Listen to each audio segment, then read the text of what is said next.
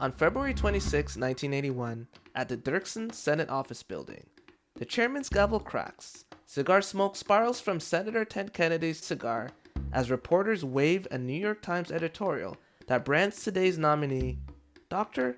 Unqualified. See Everett Koop, bow tie, beard, and a resume of pediatric surgeries, knows the Reagan administration nominated him largely to leverage his well-politicized pro-life stance, yet he opens with a surprise. Skeptics ask why all this drama over a post that, after funding cuts in 1966 and 1977, commands fewer than a dozen staff and has one statutory duty: to sign the annual smoking report. Over the next 8 years, that figurehead would confront big tobacco and steer the nation's response to the emerging HIV/AIDS crisis. From PHI Media, I'm Gordon Thane, and joining me for a conversation is someone who knew Dr. Koop personally and decided to bring his full complexity to light. His new biography is the first comprehensive account of Dr. Koop's life and legacy, capturing the contradictions, convictions, and courage of a man who reshaped public health from the inside out. This is my conversation with Dr. Nigel S. Cameron. You're listening to the Public Health Insight Podcast, your go-to space for all things public health and global health, from the Sustainable Development Goals to the social determinants of health, as well as interesting dialogues about the diverse career opportunities that exist in these fields. Remember to subscribe to the podcast and leave us a rating on Apple Podcasts and Spotify so other people like you can benefit from our content.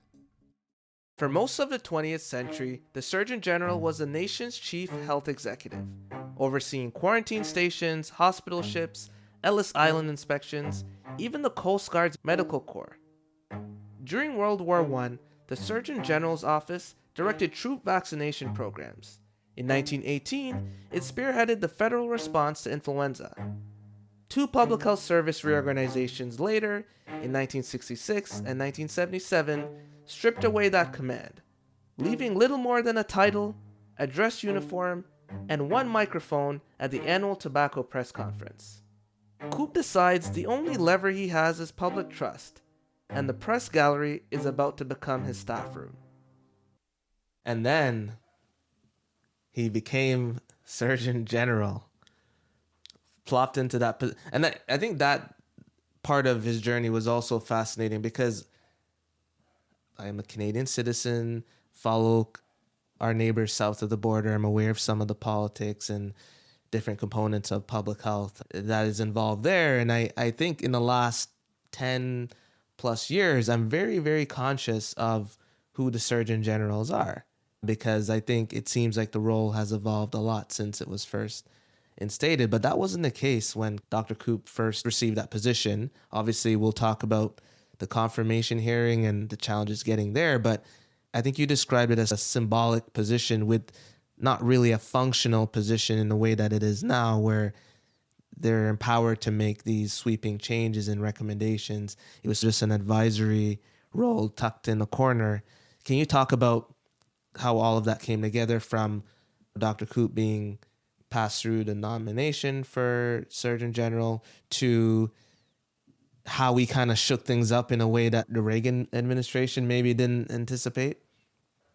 The Surgeon General is a very strange creature. Now, if you read the history of the office, this used to be a really important part of the US government, in that up until the mid-60s, all of these big agencies, the FDA, Food and Drug Administration, NASA Institutes of Health, Centers for Disease Control, all of these things with three initial organizations in medicine research, all of this reported to the Surgeon General.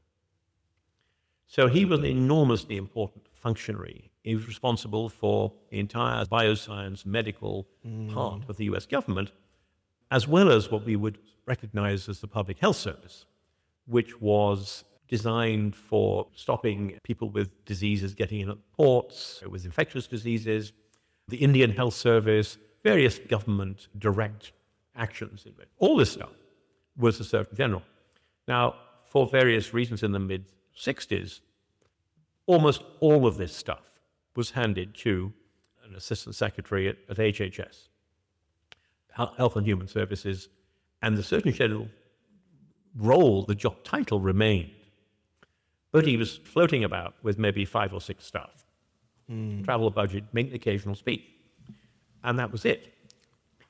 And very few people actually cottoned on to this. So people tended to think the Surgeon General was a very important person. Even highly informed editorialists and so on assumed this person was in the cabinet. Actually, he'd never been in the cabinet. The role was never a cabinet position. And when Koop was first offered the job, he assumed it was a cabinet position. Just wait. And little by little, he discovered things. And the reason he got the job was, of course, a purely political reason.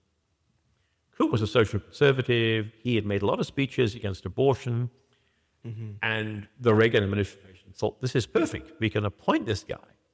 All these conservatives will think this is a wonderful appointment because they've got their guy in to be the top medical person. And in fact, he will have no particular role. It doesn't matter. Who cares? He'll make occasional speeches because he will not be a real part of the government. It's just a job and you make speeches. So this seemed to be, for Koop, really important. The social conservative thought this is really important.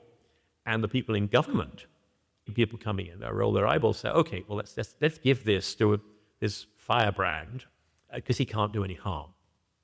So it's a political fix.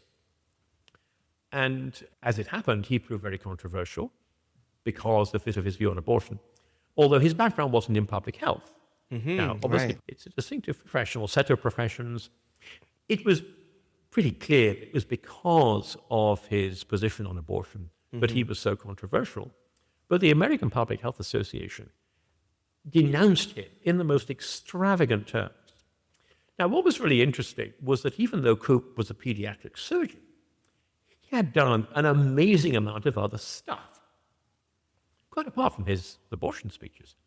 I mean, he'd helped set up 2 hospitals in the developing world, working with the State Department and with big foundations. He had led a campaign in the Caribbean against infectious disease. He had invented stuff during the war when he was a very young researcher, which had helped field hospitals. I mean, he'd done all this other stuff that was public health stuff. And they produced a memo listing all of these things when he was being... And the Public Health Association guy said, this is all pretend. It's just fake. He's not a public health guy. And in a pretty cruel phrase that I'm sure came back to haunt him, the Public Health Association guy said, this is not an entry-level position in public health. Okay. So that was one setup. There were other issues with his confirmation. I think it was the Democrats controlled the House. And they didn't like him. And Henry Waxman, who was the most famous opponent of Koop, who's still around, very distinguished member of Congress, very much involved with health issues as a member of Congress. Koop was too old to be appointed Surgeon General. This was a pure fluke issue that they hadn't realized when they first picked him. By a few months, because the Surgeon General has to be a commissioned officer of the Public Health Service, which is this uniform thing of people working on infectious disease issues and among the Indian Health Service and so on. He has to be a commissioned officer. Now, they can make him a commissioned officer easily before he's appointed. But he was too old to be a commissioned officer. He was a few months older than the retirement age. Government service has things like retirement ages, unlike most of the world now. And so the House of Representatives had to approve a change in the law. And so it had a de facto role in a Senate confirmation process. Speaking of health, very unusually, the House ended up with a key role in a Senate confirmation process. And in the end, that was sorted out. But Waxman tried very hard to stop it happening. And then, in fact, becomes very friendly with Koop later in office. Now, I've spoken to Henry Waxman, and he wrote a lovely endorsement for the book.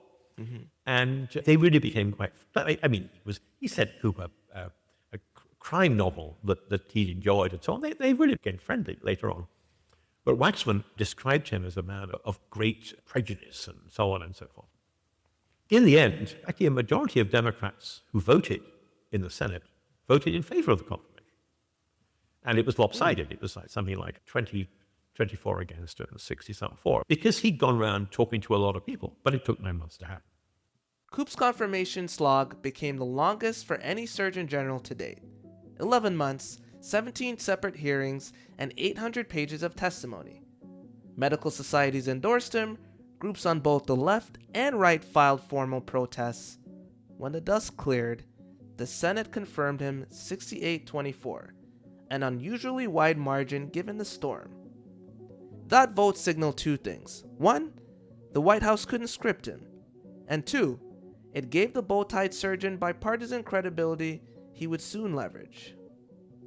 Okay, so now that happens, and then I think you touched on it there about why the Reagan administration made that choice, and they had a big part of their base that was social conservative. They liked that he had this stance on pro-life stance, anti-abortion. They also weren't expecting him, like the whole narrative from the APHA about this is not a public health guy. And then it sounds like he surprised pretty much everybody with what he did in that role. Can you talk about that? No, he didn't surprise pretty much everybody. He surprised everybody. I mean, I do not think even his wife expected him to do what he did. Because as soon as Koop came to Washington and began candidating, as it were, he told everybody, I am not going to talk about abortion. Now, the only reason he'd been given the job was because he was a big anti-abortion guy. Right. And everyone, well, I think one writer said they assumed this was an election day promise when he said that. In other words, it was fake. But no, he meant it. He was done with the abortion debate. He said, I've written books on this. Fine, that's my view. It's not a public health issue. And I have other things I want to do. Interesting. Because he really did want. And in some ways, and I think there was a political naivety about Chick Koop.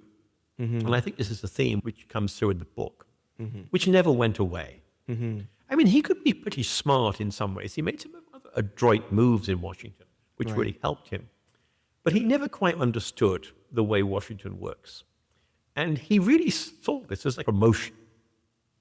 He'd been a great pediatric surgeon. Now he was the top guy in public health. Was moving up the ranks at our hospital. Right. And he tended to think that way, harmless. And in some ways it protected him from realizing quite the political pressures out there. But he then, just as he worked, if he Googled public health, okay, what is all this about? This is my new job. And so then he began to work at an agenda. Now, one thing he said was, because he had to wait this 9 months, he had some time on his hands. Mm-hmm. In fact, he actually got quite involved with a lot of other stuff, but he exaggerated the fact he was sitting in his office every day for 9 months. He wasn't doing that. But he had some time to reflect. And so he wrote a program for himself. What am I going to accomplish? What are the issues? And he came up with some quite clever ideas, one of which was a series of workshops. Koop would like things to sound grand. And in politics, that can be pretty smart. So these would be called Surgeon General workshops. And he had, 7 or 8 of these things. And he had them on handicap issues, he had them on abuse issues, this and that, on self-help. And he would gather all the experts from around the country and people in nonprofits and people in corporate pharma and so on roles and get them all together and hammer out stuff. And he could do this because he couldn't make policy decisions. But he could have a conference. And the conference could have speeches. And so he used the office in ways like that. But of course, the two supreme controversies he got involved with were on tobacco. He was really very clever because the one actual statutory job the Surgeon General had to do was every year to issue a report on smoking. Koop's debut report led the New York Times to call smoking society's chief cause of preventable death, noting that it killed 340,000 Americans each year. In speech after speech, he framed nicotine as an addictive drug and challenged the country to reach a smoke-free society by the year 2000. The result? Within the next 5 years, nearly half of U.S. businesses had adopted workplace smoking bans, a shift one industry reported traced directly to Dr. Koop's impact. The takeaway? One office, one crisis, and a single rule. Facts first, politics second. He didn't write the report. And dozens of people who worked on tobacco research stuff in HHS didn't report to him. They were in different departments. They would write this report, bring it along to him, say, write an introduction, sign it, and have a press conference. And a guy called Don Shopland, just a wonderful guy, who worked with him then when he was younger, and he's now out there, in fact, edited a book on some of these things recently. Had great conversations with Don Shopland. And he said, I went in to see Dr. Koop, you guy, just been appointed, gave him a copy of this report, these hundreds of pages, complicated, long documents. And he said, okay, well, come on back next week or something. And I went back, and he said, every page, he had the corners turned down, he had little stickies here, he had little notes, he had questions. And he said he had mastered this document. And he said, and I quote it from the book, he said, the press conference, which he then had, he said, if ever was a press conference when somebody knew his shit, that was the press conference. So there would be a press conference, and the assistant secretary, who was his boss, would introduce the press conference and say, well, here's a Surgeon General who has signed the smoking report. And would come a Surgeon General. And Koop had prepared well for this day. It was only about 3 months after he was confirmed. I think it was in February of 82. And he was absolutely prepared. Of course, big guy, booming voice, dominated the room. And I just looked at the Washington Post and the New York Times. And it made the front pages of both. On one of them, you've got a Koop picture. And Koop. And this press had been attacking him mercilessly for being a lunatic conservative 3 months before. Right. Suddenly, he's their hero. And Koop said this. He said, after that press conference, the press was always on my side. Because, of course, the press was anti-big tobacco. Right. And Koop was quite deliberate. He thought, how can I stop being knocked about as an idiot who shouldn't be getting this job? Right. And it's by mastering opposition to big tobacco. So he makes this speech, and it's reported major significance in the press because it's so viciously anti-big tobacco. Still messing about. And his boss is mentioned, I think, in the Post or the Times in 3 paragraphs down, and in the other one it's 6 paragraphs down. After all, it's Koop. And so this is politics. So he's become a very important individual. And it took him about an hour. And he never looked back. And then, of course, you have the AIDS business. He wasn't allowed to talk about AIDS initially because AIDS emerged in 1981. This is when he was just sitting there in his office, getting organized during the confirmation process. And he and Fauci, similarly, they would get these reports from Centers for Disease Control, these weekly reports on morbidity and mortality, weekly things, just how America tracks public health issues, with these first cases of gay men on the West Coast. And just a few here and a few there. Fauci said to me, he said, I suddenly realized this could be a new disease. And Koop was tracking this too. But they didn't. The Reagan administration was conservative. It didn't want to get into some of this stuff. And it's very interesting because ultimately Reagan got involved significantly in the AIDS discussion because of his friend Rock Hudson, who was a buddy of him. Because Reagan was in these networks from the West Coast. Reagan was a very complicated man. A lot of Reaganites are very different from Reagan himself. This was his milieu. He was a movie man. He had all these gay friends and so on and so on. But anyway, finally, the government reckons it should do something about what's happening on the AIDS front. Koop, he's this crusty old conservative guy, certainly was no enthusiast for gay lifestyle and so on, would use the word sodomy when he felt like it. That's who he was. And they thought, he's a safe pair of hands. Let him write something on what's happening on the AIDS front. Right. So Koop just goes away and does this. And the leaders of the gay community were horrified by this because there were serious discussions of tattooing people who were HIV positive. Wow. And there was discussions of interning them, like the Japanese were interned in the Second World War. Discussions of sending them all to Alaska, to an internment camp. These are significant politicians suggesting these things. And Koop sits down with these people and he says, look, I'm a doctor. He said, God is the judge. I don't have to approve of the things that you people get up to, but I'm going to save your lives. That's my job. And initially they thought he was just faking it. Then they realized it was for real. He's just a gruff individual, not the biggest people person around. Right. But they realized he was serious about this. And so he produces his famous report, which he launches in October of 86. And some of the social conservatives are horrified. I think this has been overstated in things people have written about what happened, but some of them were really quite horrified because he said this is about condoms, this is about prevention, it's about education, even cares down to a certain level. And this raised a lot of hackles. There were efforts made by some in the White House to make him change what he'd written, but he stuck by it. And he became a hero to the HIV community, gay community, still speak very warmly. One thing that they said was it took having a heavy-going social conservative saying these things for them to be taken seriously. There was this famous case of a family with 3 little children, who all of whom were HIV positive because of blood transfusions. They were hemophiliacs. And they wanted them to go to the local school somewhere down south. And their house was firebombed. That was the kind of atmosphere in which these things were going on. Right. And says, look, we're fighting a disease. We're not fighting people. And he says, fine, yeah, you can't get this from this. You can't get it from that. At one point, an old friend of his wrote to him, to the parents of a child he had taken care of who had died. They became very close friends. I've spoken to them. But one of them, the wife, was listening to all of this. You can get AIDS on the bus and all this sort of thing. And she would send him all this material. And I've seen some of his letters back at home. He says, if the sort of stuff you're reading were true, we would all have got it by now. And it's nonsense. So he wasn't just that he said we have to have a public health approach, or we have to look at prevention, and therefore it is things like condoms and so on. He said not everyone's going to change their lifestyle just because of the disease or because we have certain moral views. Let's have a public health approach and be reasonable, because people will make their own choices. But then he also said, look, it's a disease.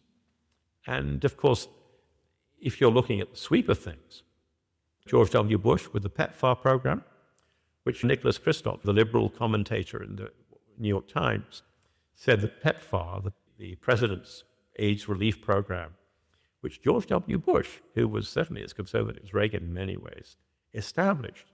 Kristof said this was the best single policy of any president of his lifetime.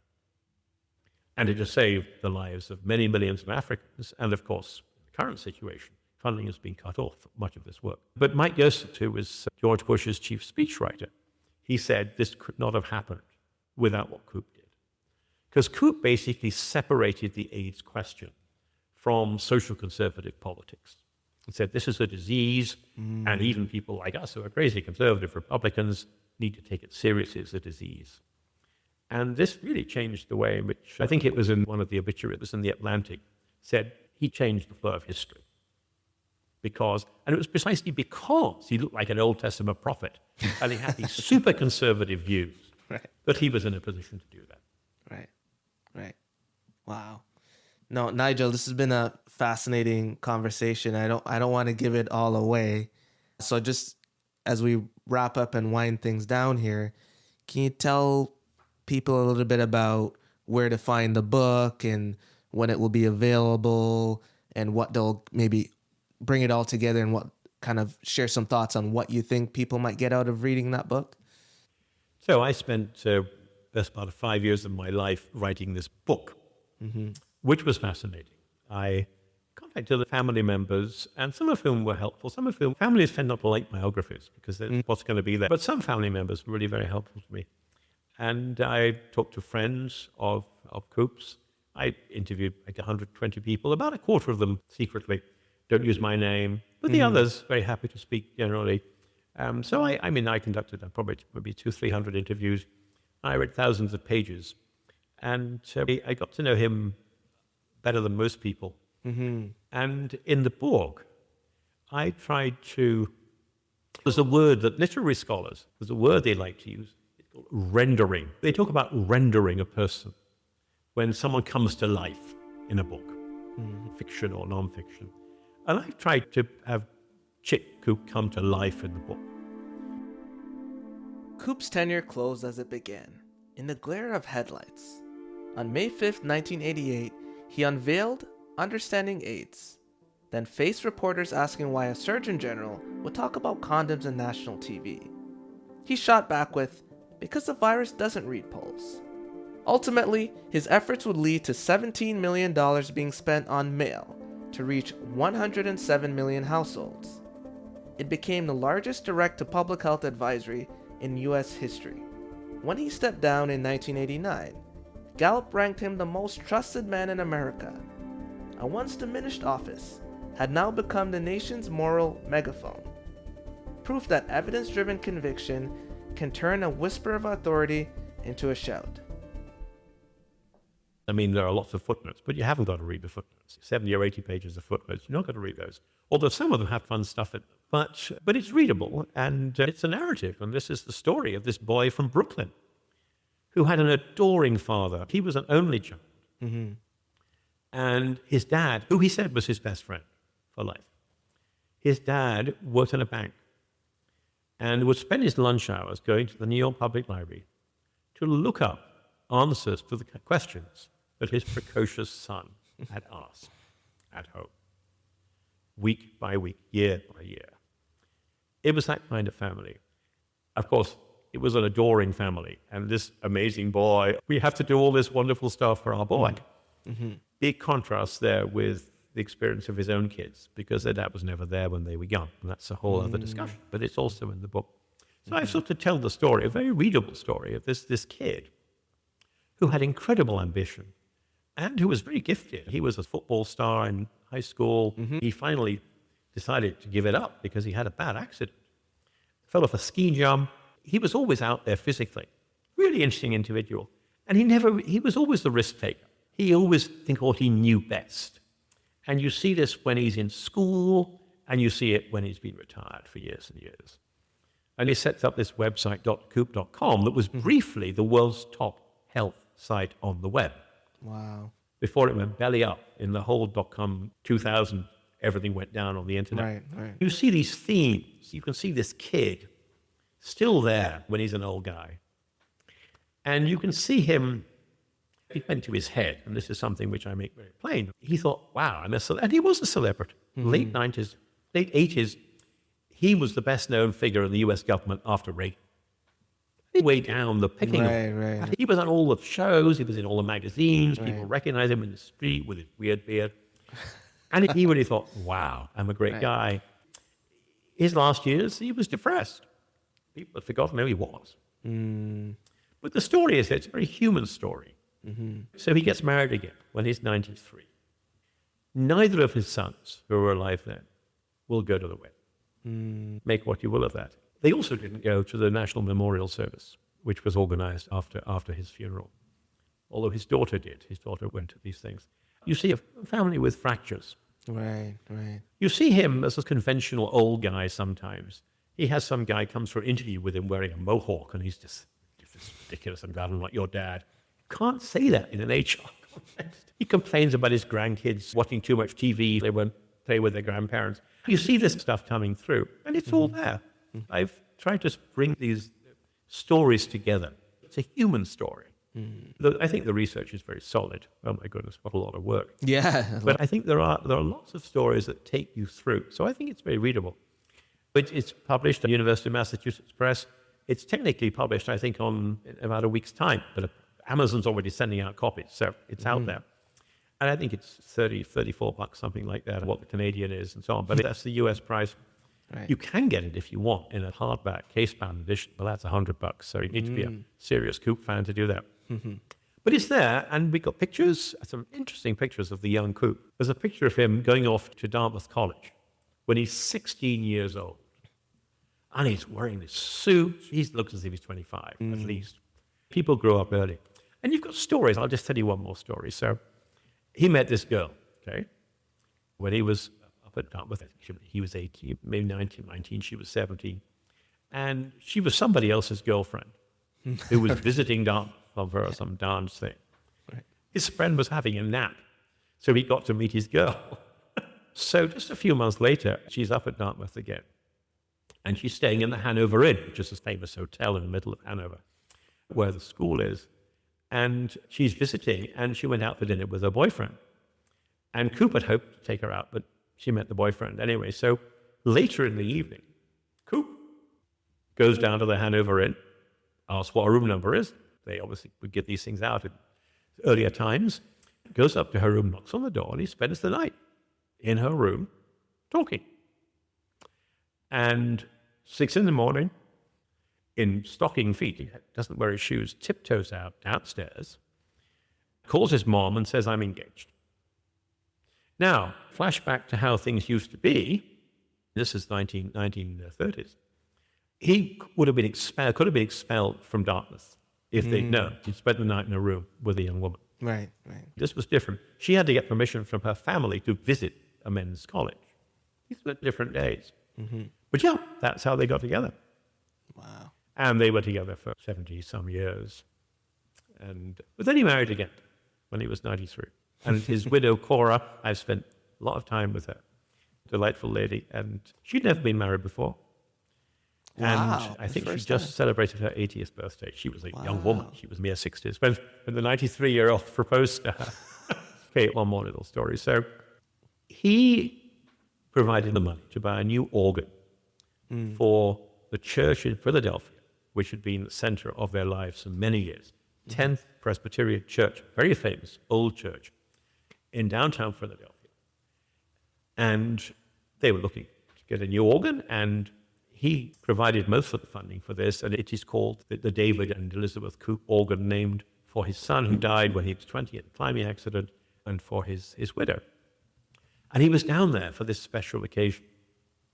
And then he had a member of staff who worked with him as a kind of body man, an aide, called Les Gibbs, whom I also become very friendly with, ex-military guy. And he would drive him all the way down. Quite a long haul down from Hanover down to Philly. So they're driving back. They go to a restaurant for dinner afterwards for this service, and Koop knows everybody and all that stuff. In the car, and Les says he's driving up, and Koop's in the back, and Koop taps him on the shoulder and says, hey, I'm going to get married again. And Les said, oh, he was always talking in his sleep and all that stuff, and he's an old guy, and so he just ignored him. He taps him on the shoulder again and says, hey, you listening? I'm going to get married again. And Les says, who to? And he said, that pretty lady in the shimmering green dress. And Les said, does she know? Because he'd never met her before. Wow. And Koop said, I'm going to call her and tell her. And Les said, he replied, that's not how it works now. Well, actually, it was almost a year. He actually did call her, and they had this romance pretty much on the phone. And then finally got together and so on, and they got married. And she was with him. And very interestingly, I think this probably means something to Cora. About halfway through the 3 years they had together, I think it was difficult. He was in a wheelchair. He was incontinent, all that. He was talking to a friend in Philly who told me the story. And he suddenly cut off from the conversation and says, marrying Cora was my best decision in the second half of my life. Wow. So, enjoy. This show was edited by me, Gordon Thane, with additional editing from LaShawn Benedict. Sound design and mixing by myself and LaShawn Benedict. The original music from The Music Room, composed by Tom Fox, licensed from Johnny Harris. The cover art designed for our show by LaShawn Benedict. The Public Health Insight Podcast is produced by PHI Media. Thank you for listening to the Public Health Insight Podcast, your go-to space for informative conversations, inspiring community action. If you enjoy our podcast, be sure to subscribe and leave us a rating on Apple Podcasts or Spotify. See you in the next one.